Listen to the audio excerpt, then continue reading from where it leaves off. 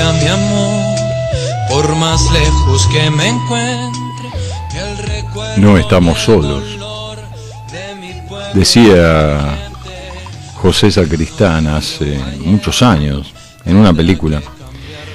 Él tenía ese programa que decía Solos en la madrugada, ¿no? Y siempre repetía lo mismo, no estamos solos. Yo tampoco estoy solo, sé que están ustedes del otro lado y es lo mejor que me puede pasar. Como saben, Guillermo se fue a Entre Ríos, está con el gaucho, con Don Segundo. Se fueron a buscar, no fueron a buscar, fueron a ver si ganan un premio, que es otra cosa. Así que bueno, hoy estamos aquí con el capitán del barco, que es Santiago Peñalosa, es lo único indispensable de este programa. Y yo como dueño del fierrito, el que manejo el micrófono. Así que bueno, vamos a arrancar como arrancamos siempre, ¿no? Con mi columna.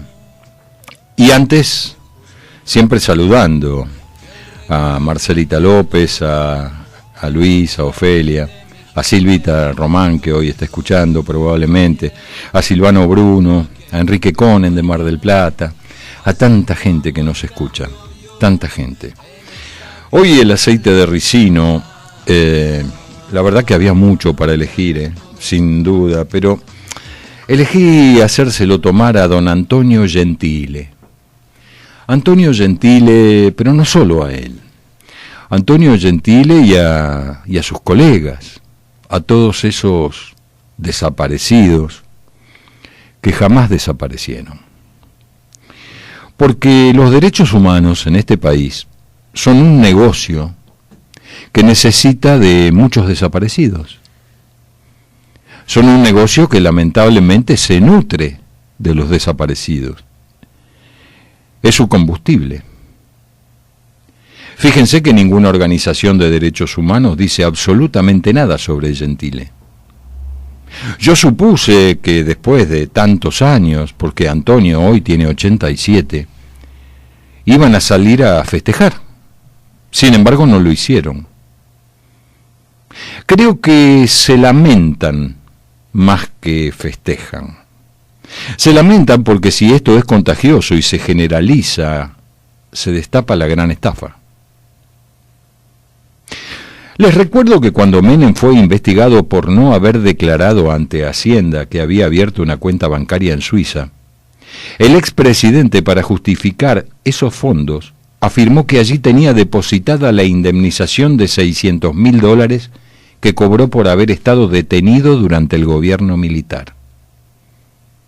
Hasta ese entonces se calculaba extraoficialmente por este concepto que ya se habían pagado a guerrilleros presos una cantidad superior a los 600 millones de pesos.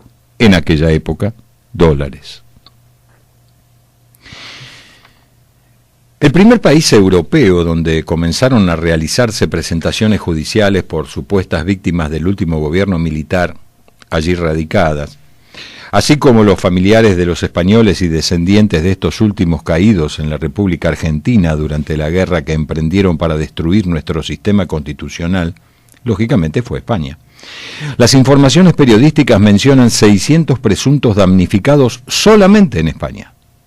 Si tenemos en cuenta que si cada víctima del tan mentado terrorismo de Estado que los derrotó militarmente es acreedor por graciosa concesión de nuestros legisladores y no extensibles a los asesinados por la guerrilla, a una suma de dinero cercana a los $250.000 per cápita, fácil resulta ver los montos que por eso hay tantos abogados interesados en el tema y por qué las demandas se hayan extendido como reguero de pólvora en toda Europa.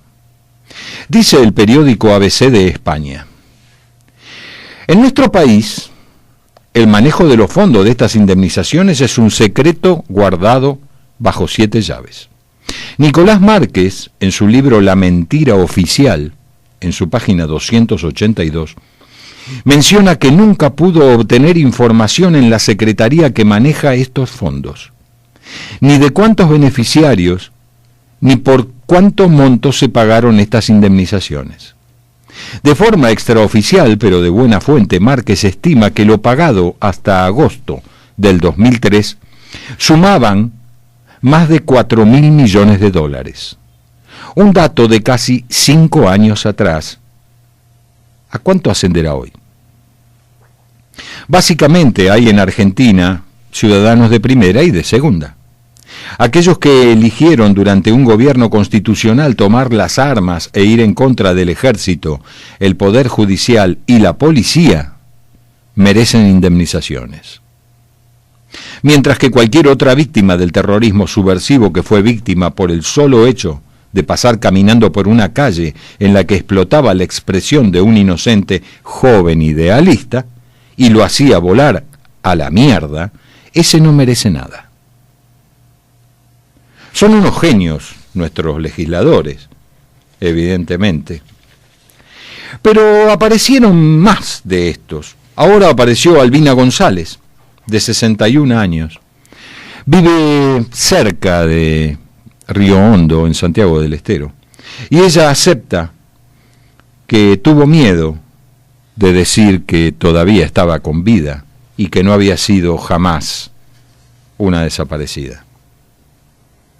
En el prestigioso libro Nunca Más, hecho por la Comisión Nacional sobre la Desaparición de Personas, la CONADEP, la cantidad de desaparecidos que figura es de 8.961.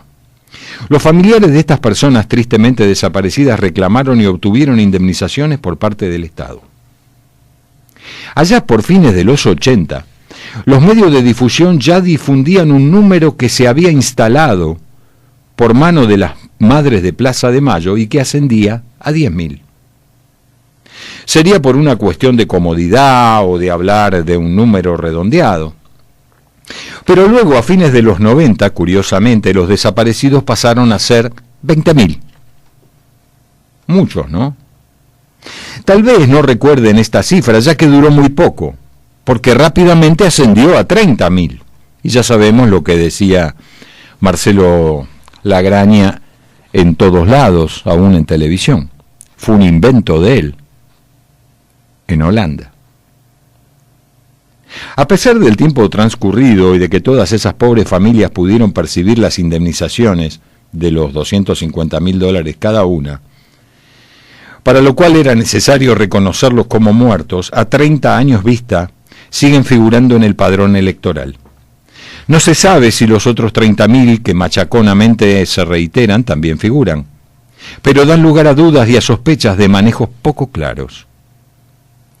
Cabe señalar que en la lista original, confeccionada por la CONADEP, figuran personas que curiosamente luego aparecieron. Entre ellos podemos señalar a la lamentablemente fallecida jueza de la Suprema Corte de Justicia, Carmen Argibay Molina. Carmen cobró, y una suculenta suma muy superior a los 250.000. Aparece el juez Humberto Meade, exministro del Interior también, Esteban Rigui, ex procurador general, Daniel Nachmanovich, también, hoy vive en Israel, Miguel Lauleta, Silvia Tolchinsky, Ana María Testa, que se ha recientemente fotografiado junto a Eve de Bonafini y a Cristina Fernández de Kirchner, Eduardo Kurt, Guido Puletti, que está en Bosnia, Alicia Dambra, Adriana Chamorro, Carlos Lorquipanidze, Jorge Paladino, Rubén Zampini, Carmelo Vinci, algunos aquí, otros en Europa, unos cuantos en México, en España. Van sumando una tropa todavía desconocida en cuanto a la cantidad. Incluso el 24 de marzo del 2007 en la ESMA se presentaron varios con la pareja presidencial de entonces. También existen serias dudas sobre la situación de los hijos de la señora de Bonafini, quien denuncia el secuestro de sus 2 hijos durante la dictadura. Según surge un artículo escrito por el doctor Emilio Cárdenas en la revista del Colegio de Abogados de la Ciudad de Buenos Aires, el total de las indemnizaciones pagadas exclusivamente a las víctimas del terrorismo de Estado asciende a 1.277 millones de dólares, en función de la ley 24.411 y de 648 millones de dólares en función de la ley 24.043. El Ministerio de Economía, basándose en la ley de habeas data, no quiere proporcionar el listado de los beneficiarios individuales y sus respectivos pagos. Pero el caso más llamativo, sin ninguna duda, es el de la jueza de la Corte Suprema, Carmen Argibay, que como todos sabemos, figura en el libro Nunca Más, y como tal cobró la indemnización. Argibay percibió por ser desaparecida la nada despreciable suma de $650.000. Sí, leyó bien. $650.000 por figurar como desaparecida, pero lo que resulta realmente inaudito es cómo una persona puede cobrar una suma semejante por estar desaparecida cuando no lo está. Y que además es juez de la Suprema Corte de la Nación. La siguiente pregunta es, ¿cuándo ella podría haber devuelto esta cantidad de dinero? Sucede que los cobró por estar erróneamente desaparecida en un listado. Y como podemos apreciar, no lo está, pero alguien le preguntó. Le hicieron ver el error. Y la respuesta de doña Carmen Argibay Molina fue, estoy pensando cómo hacer para devolverlos. Lamentablemente, doña Carmen falleció. Hubo muchos reconocimientos y homenajes en ese momento. Y se la trató hasta de heroína. Heroína como tantos otros de estos desaparecidos, que al fin y al cabo no desaparecieron jamás. Es una de las vergüenzas más grandes y aparte de una vergüenza es un evidente gran negocio. Hemos visto ahora en estos últimos días cómo tenemos un desaparecido no desaparecido nuevo. Ese desaparecido no desaparecido, sin ninguna duda, es Maldonado. Santiago Maldonado, evidentemente, no es un desaparecido. Sin embargo, todavía el juez Geral no cambió la carátula y figura todavía su causa como desaparición forzosa. Esta semana, en las redes sociales, apareció una denuncia diciendo que la familia o Sergio Maldonado estaban cobrando 200.000 pesos por mes desde el mes de agosto del año pasado, desde cuando había desaparecido Santiago. Inmediatamente, como ocurre en las redes sociales, fue un reguero de pólvora. Algunos decían, la noticia la había alargado Infobae, en una nota que había hecho Gustavo Cura. Muchos salieron a decir que Infobae la había desmentido, diciendo que la nota era falsa, aunque no se animaban a decir que la noticia fuera falsa. Todo estuvo durante un día más o menos en una nebulosa. Hasta que de pronto, y supongo que por la presión mediática de las redes sociales, la familia de Maldonado salió a aceptar el tema. Todavía, aún hoy, siguen cobrando 200.000 pesos mensuales por figurar como desaparecido. Alguien que todos sabemos está muerto, no está desaparecido. Se ahogó en un río. Este tipo de barbaridad, de atrocidad que hace que nosotros sigamos pagando con nuestros impuestos, evidentemente lo ha llevado a cabo, habrá una ley, habrá un decreto, habrá algo. Y hay un juez que evidentemente, Gustavo Geral, mira para otro lado. Porque ya hace bastante tiempo que todos sabemos y que 55 peritos dijeron que Santiago Maldonado se ahogó. ¿Qué está esperando el juez Geral para cambiar la carátula y que esto se termine? ¿Vamos a pagarle de por vida a la familia de los Maldonado 200.000 pesos por mes? ¿Cuánto cobra un trabajador en la Argentina? ¿Cuál es el promedio de un sueldo en la Argentina? ¿Cuánto cobra un jubilado como para que al señor Maldonado se le tenga que dar esto?